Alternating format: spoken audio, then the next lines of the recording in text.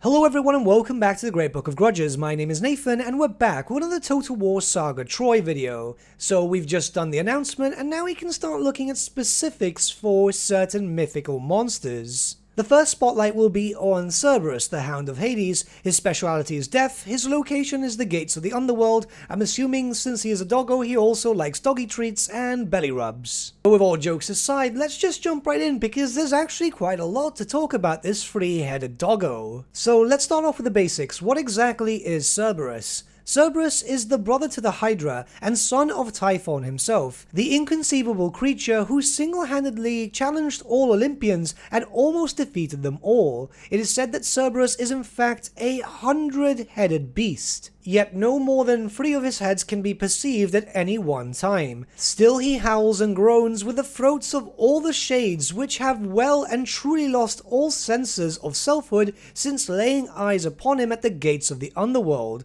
Such shades are forever bound to the guardian of the gates. No one really knows what could happen once Cerberus and his shades have well and truly crossed over into the lands of the living, only that when souls flow out, others must flow in, and that wherever the Hound is, hell is there too.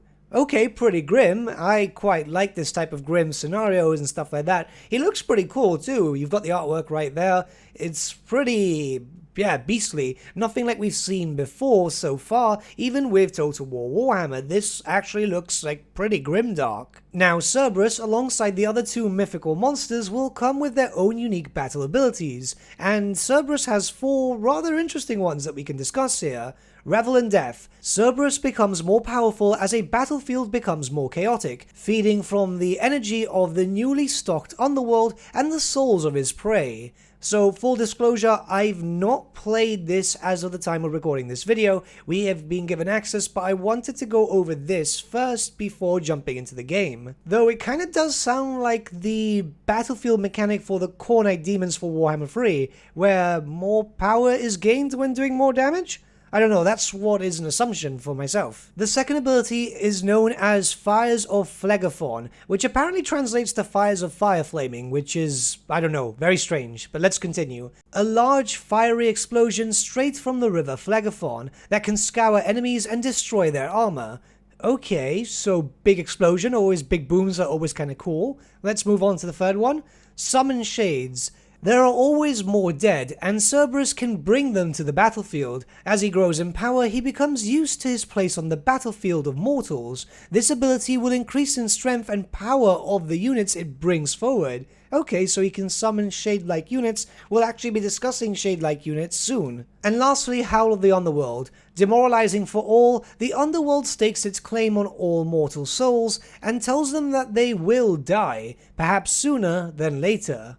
Okay, pretty grim. And I'm assuming that this is one of these leadership debuffs, which would be obviously very useful. I must admit, I do like the ability explanation here, as it's kinda cool, very thematic, very grim, and all that type of stuff is always well welcome here. Okay, so now there's a bit of information regarding playstyle, so let's talk about that.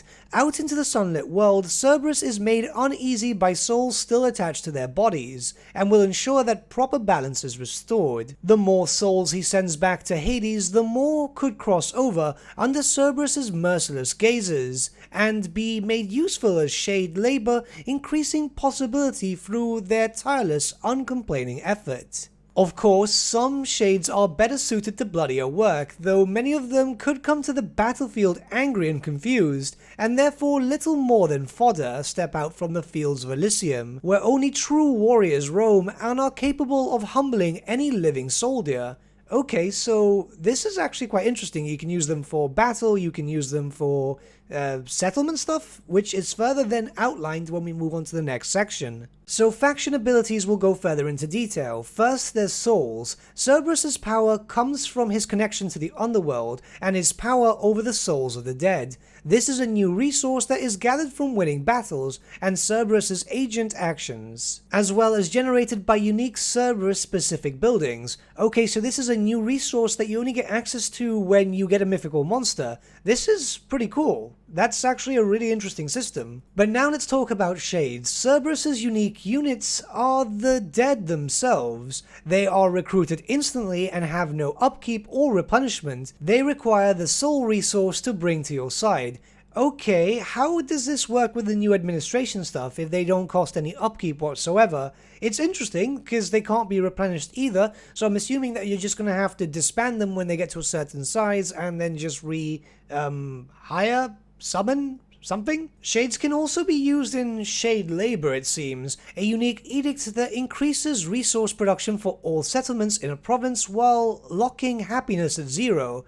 Oh, okay, no happiness issues. For those not aware, happiness is what is commonly known as public order in most Total War games, so that is really, really curious. A unique edict, which is another provincial ability, and you can only unlock that when you get Cerberus? Okay, this is weird. It looks like Troy is implementing a lot of experimental stuff, because being able to get mechanics for a province, but only when you use a certain character, or better yet said, recruit a certain character. This is curious. I wonder how this is going to turn out. The next ability is Offering Pit of Hades. This building passively generates souls, as well as allowing the recruitment of shades and the use of the Shade Labor Edict. Oh, okay, so everything's linked up to that. This is pretty interesting because it also generates souls. Does this mean that we can just get more stuff there without a problem? We can just have every single province with this? And lastly, we have post-battle options and agent actions. If Cerberus takes part in a battle, unlucky captives may be offered up to Hades to generate more souls. Cerberus can also individually attack a garrison or army to reap rewards for his master. So we know that we can use Cerberus as a hero like in Warhammer, so this is pretty different, but I don't know. Why would you want to use him as a hero if you can use him in battle? It depends, I guess, and possibly these effects might be stronger than battle? You generally don't get a lot of captives when doing battle stuff, at least I don't at the very least, so we're gonna have to wait and see how this actually works. Cerberus will have access to 4 unique units, so let's discuss them. The first are the Wretch Shades. It is cruel indeed to have to witness Cerberus himself at the threshold of Hades, sapping any hope of respite in the afterlife. And it is doubly cruel for the unburied dead who mill around the gates for all time under the gaze of the terrifying hellhound. As men, in life, leash their dogs so that they would not escape, now in death they are leashed to Cerberus so they do not fly back to the world of the living, not without their bestial overseer at any rate. Okay, so we get a little screenshot there. There's not a lot to see. I guess that they're kind of low-tier infantry. I mean, they kind of look like it. Not very well armored with shields and spears, but then again, they're going to be, ethereal, I guess, like in Warhammer, so they should still be fairly decent. Next, we have the Marksmen of Elysian, long-dead heroes of the bow. Their deaths came with a chance at glory, and rest in the paradise of Elysium. By the power of Cerberus, they return to destroy the living with expert aim and deadly ghostly arrows. Okay, cool. High-tier arrow units, which we know are going to have no upkeep, so yeah, this is going to be kind of fun. Next, we have the Spearmasters of Elysium, legendary warriors one and all, experts in the field. Their skills, ferocity, and power have only increased from the years spent dead. They will enter a rage on the battlefield, expending their time back amongst the living for even more power. I honestly hope this doesn't mean it's a enrage mechanic, because I hate them in Warhammer 2, and I will hate them here too.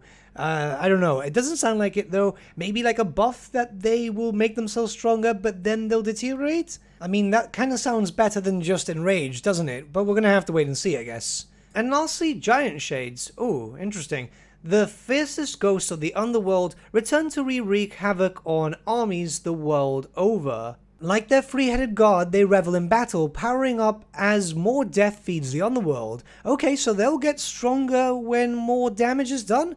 I'm kind of curious, because, okay, giants are quite powerful as they were in the myth behind the legend stuff, so we're going to have to wait and see how these are going to fare. No upkeep for giants? Sounds a bit overpowered. And lastly, we have the strengths of Cerberus. It is extremely difficult to gain a quick advantage over Cerberus and his forces in battle. The shades will never break, and the more bodies litter the battlefield, the more unstoppable the wave of bloodthirsty undead becomes. In time, Cerberus's victory becomes as inevitable as every mortal's descent to the shores of the Styx. The greatest guardian in Greek myth is best employed by the hero who looks to hold the line until the very end, then returning from the abyss to do it again. Okay, unbreakable units too. Ooh, okay. No upkeep, unbreakable. Other than no replenishment, is there anything actually bad about this? I mean, it sounds really interesting, and an army of undead does sound really, really fun. We're gonna have to wait and see. Plus undead with bows, undead giants? Yeah, but this might be quite fun to play. Of course, Cerberus is only one of 3 different mythical monsters which you can recruit, and we'll cover the other 2 in their own dedicated videos soon. Now, you can recruit only 1, as obviously we've discussed this in a previous video, that these are linked to their own special type of mechanic, and I'll be able to show that off soon in a number of days. But what do you guys think about Cerberus? He sounds kind of fun, doesn't he? Let me know your thoughts in the comments below, and let's start a bit of a discussion. But with that, my friends, we've come to the end of our video. Thank you so much for watching. If you did enjoy the video, might I suggest giving the video a like, or even subscribing to the channel, as it really does help us out. In the description section below are various links to different social media platforms such as Facebook, Instagram, and Discord. Also in the description section is an affiliate link with Element Games where you could buy loads of hobby-based products, not just Warhammer, for 10 to 25% off. Making a purchase using that link and also our special code, which is also in the description, supports the channel at no extra cost to you, which we think is rather cool. A big thank you to our patrons. Your support means the world to us. It's amazing that people want to help a small channel like us grow and get to a higher level of content. A big thank you to Gibraltar LUSC, Ryan Bertsche, Andrew Prince, and Okro for subscribing to us at our Fane level. You guys are super cool. And a big thank you to Edward Yule, VS Vasan, Aaron Whitman, and Shaggy for subscribing to us at our King level. Honestly, we can't thank you all enough. And lastly, a big thank you to all of you for liking, sharing, and commenting on these videos. Honestly, it's because of you guys that the channel's been growing at such a great pace lately, so we can't thank you all enough. But with that, my friends, thank you so much for watching once again, and we shall see you all again very, very soon. Have a good day.